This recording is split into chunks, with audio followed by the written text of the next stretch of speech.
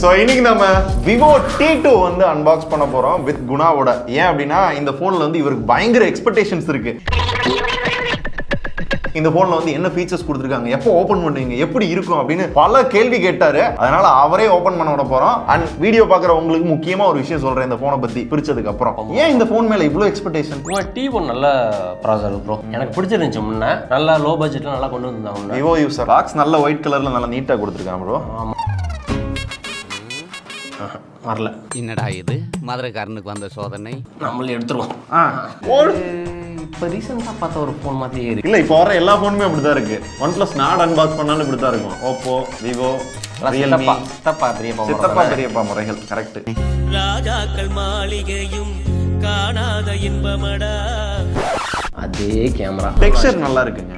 ஜிகு ஜிகு ஜிகு ஜிகு இங்க ஒரு மாதிரி நல்ல ஒரு மாதிரி ஷைனிங்கா இருக்கு. கிளாஸா இல்லை, பிளாஸ்டிக் தான். கேஸ் கொடுத்துருக்கான், பரவாயில்ல. 44 வாட் சார்ஜர் கொடுக்குறான். Type C charging cable, type C கொடுத்துருக்கலாம். ஃபைனலாக சிம் வச்சுட்டேன். A few moments later. Right, setup பண்ணியாச்சு. குணா ப்ரோ, நீங்க எக்ஸ்பெக்ட் பண்ண அளவுக்கு இந்த போன் இருக்கா? கையில எடுக்கிறப்ப எப்படி ஃபீல் ஆகுது? டிசைன் எதிர்பார்த்தேன், ஆனா இந்த அளவு நல்லா இருக்கும்னு எதிர்பார்க்கல. பாக்ஸியாவும் இருக்கு, ஹேண்டியாவும் இருக்கு.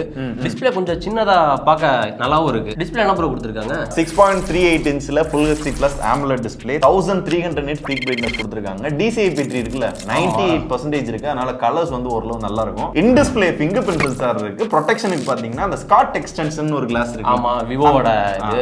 ஆனா என்ன இந்த பெசில்ஸ் உள்ள இருக்கு. பெசில்ஸ் இருக்கு. என்ன பண்ண வாட்டர் டிராப் நாட்ச் இருக்கு.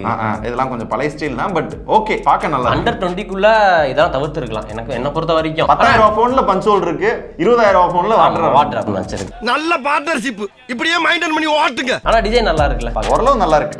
அத கம்பேர் பண்றப்ப கொஞ்சம் சின்னதா இருக்கு மொபைல். பேட்டரி வந்து 4500 mAh, 44 watt fast charging support இருக்கு. ஒரு 1 ஹவருக்கு வந்து சார்ஜ் பண்ணிக்கலாம் தாராளமா. ஒரு நாள் வரும். அப்ப camera 64 megapixel main camera, OIS support இருக்கு, EA சப்போர்ட் இருக்கு. நல்ல ஸ்டேபிளா வீடியோ எடுத்துக்கலாம். 4K 30 fps ல வீடியோ ஷூட் பண்ணிக்க முடியும். vlog மோட்னு ஒன்னு கொடுத்திருப்பாங்க. நம்ம ப்ரோ இல்ல பையா, அப்பப்போ விட்டடி அதெல்லாம் கண்டுக்கல ப்ரோ. T2 ஸ்பெக்க சொல்றேன்னு சொல்லிட்டு IQ Z7 ஸ்பெக்க மாத்தி சொல்லிட்டீங்க ப்ரோ. நான்லாம் கரெக்ட்டா தான் சொன்னேன், நீ தான் பார்க்கல. என்னையா சொல்ற? ஆமா, அதே போன் தான் IQ Z7 இருக்குல்ல.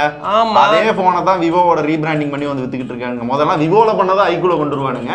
இப்போ ஐக்யூல பண்ணதை வந்து விவோல கொண்டு வராங்க. எந்த சேஞ்சும் கிடையாது. எந்த சேஞ்சும் இல்லையா? மெயினா ஒரு சேஞ்ச் இருக்கு, ப்ராசஸரை மாத்திருக்கான். IQ Z7ல என்ன இருக்கும்? Dimensity 920.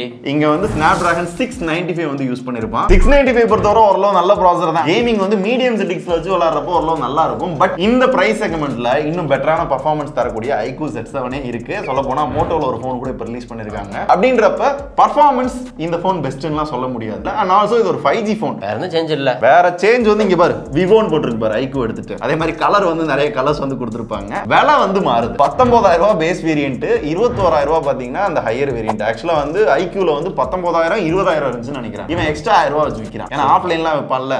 ஆமா, அதுக்காக. ஆனா கேஷ்பேக் நிறைய கொடுக்குறான். அதன் வழியா வந்து கழிச்சுக்கலாம். 17,500க்கு இந்த போனை வாங்கிக்கலாம் அப்படி இப்படின்ற மாதிரி சொல்றாங்க. எனிவே, அதர் தென் IQ Z7க்கும் இந்த போனுக்கும் அந்த ப்ராசஸரை தவிர, டிசைனை தவிர, விவோட பிராண்டிங்கை தவிர எந்த சேஞ்சும் கிடையாது. ஸோ உங்களுக்கு இருந்த ஹைப் இப்போ எப்படி இருக்கு? அப்படியே டவுன் ஆயிடுச்சு ப்ரோ. டவுன் ஆயிருச்சா? ஆமா, இன்னும் தொங்கி போயிருச்சுன்ற மாதிரி சொல்றீங்க. அவ்வளோதாங்க.